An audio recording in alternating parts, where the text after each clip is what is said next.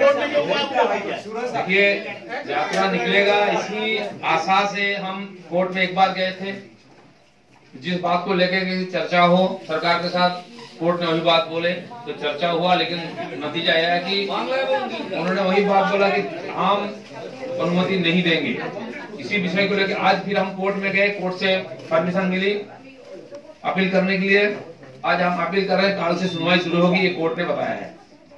आज के আমরা কোর্টে গেছি এবং এই দাবি নিয়ে যে যাত্রার অনুমতি দেওয়া হোক, আমরা চাইছিলাম যেটা সেই অনুমতির জন্য আবার পিটিশন আমরা করছি। কোর্ট অনুমতি দিয়েছেন আপিল করার জন্য। আজকে আপিল হচ্ছে, কালকে শুনানি হবে, এটা কোর্ট বলেছে। আপনি আজকে আদালতে গেছেন এবং আদালতে মামলা গ্রহণও করেছেন, আগামীকাল শুনানি, কিন্তু এর মধ্যেই আপনারা যে আইন অমান্য কর্মসূচি জারি রেখেছেন, আজকেও সম্ভবত আপনি আইন অমান্য কর্মসূচিতে যোগ দিতে আরামবাগ যাচ্ছেন। তো সেই ক্ষেত্রে আদালতে আগামীকাল যে জিনিসটা শুনানি হতে যাচ্ছে এবং আইনানুগ পথে যে জিনিসটা শুনানি আপনারা চাইছেন, সেই জায়গা থেকে আজকের আইন অমান্য, এটা কি আমরা আইন অমান্য শুরু করিনি।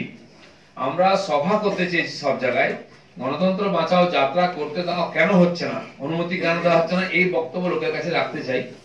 আর কেন গণতন্ত্র যাত্রা সেটাও লোককে বলতে চাই। কিন্তু যেখানে পারমিশন দেওয়া হবে না এই সভার, সেখানে আমরা আইন অমান্য করবো, বিরোধিতা করবো, এটা আমরা নীতি নিয়েছি। সেই জন্য যেখানে সভার অনুমতি পাওয়া যাচ্ছে সভা হচ্ছে, যেখানে অনুমতি দিচ্ছেন না প্রশাসন, সেখানে আমরা তার বিরুদ্ধে আন্দোলন করছি।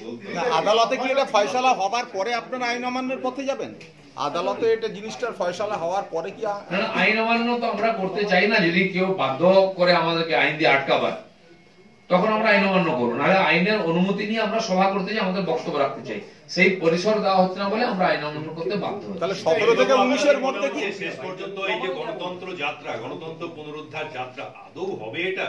কারণ কোর্ট বন্ধ হবে, তারপর আবার কোর্ট খুলবে, অনেক কিন্তু পরন্তু পরীক্ষা অনেক কিছুই আছে। আমরা জানি সরকার সেটাই চাইছে, ধাক্কা মারতে মারতে নিয়ে যাবে, পরীক্ষা ছুটি হয়ে যাবে, মাইক পারমিশন হবে না।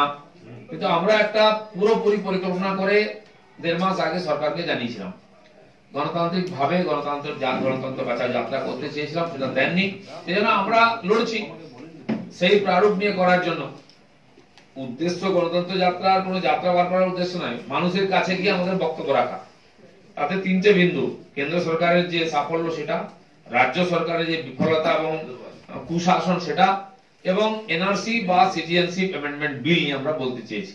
সেই বিষয়কে বলার অনেক রাস্তা আছে, কিন্তু যেহেতু একটা পরিকল্পনা সুষ্ঠুভাবে আমরা করেছি, অনেক খরচা করেছি, আমাদের কর্মীরা লড়াই করেছেন, অনেক পরিশ্রম করেছেন, সেই জন্য সেই যাত্রার যে প্রারূপ তাতে বেশি সাফল্য পাবো আমরা আশা করে সরকারের কাছে গেছিলাম। এছাড়াও মানুষের কাছে যাওয়ার অনেক রাস্তা আছে এবং সেটা খোলাই যাচ্ছে, আমরা যাচ্ছিও।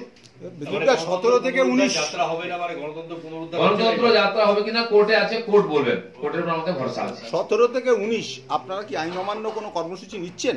আমরা আইন অমান্য কর্মসূচি নেব সব জায়গায়। যদি সভার পারমিশন না দেওয়া হয় তখন আমরা আইন অমান্য নেব। আর যেখানে সভা হচ্ছে, রোজই সভা হচ্ছে, আমরা করছি, অনেক জায়গায় জোর করে সভাও করছি, কেসও খাচ্ছি আমরা।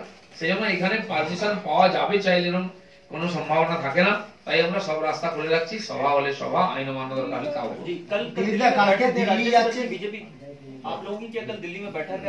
कल दिल्ली में यहाँ के 4 कार्यकर्ता और यहाँ के 5 और हमारे केंद्रीय 4 जो यहाँ के साथ जुड़े हुए हैं, उनके साथ बैठक है दिल्ली में।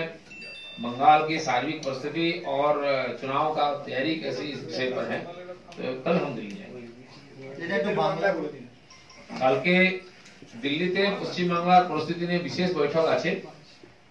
প্রদেশের সভাপতি, সংগঠন সম্পাদক এবং যারা অবজারভার আছেন, প্রদেশের বরিষ্ঠ নেতা, তাদের নিয়ে দিল্লিতে বৈঠক আছে।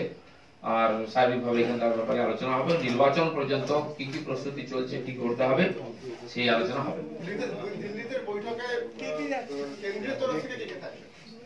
কেন্দ্রের যারা আমাদের পর্যবেক্ষক আছেন 4 জন, সংগঠনের দেখেন মাননীয় শিবপ্রকাশজি, আর রাজনৈতিক ভাবে মাননীয় কৈলাস বিজয়বর্গীয়, অরবিন্দ মেনন এবং শ্রী সুরেশ পূজারী। এছাড়া আমাদের 2 জন বরিষ্ঠ কেন্দ্রীয় নেতা মাননীয় রাহুল সিনহা এবং মুকুল রায়, আর বাকি 3। ঠিক আছে, অনেকবার দেখা হবে স্যার।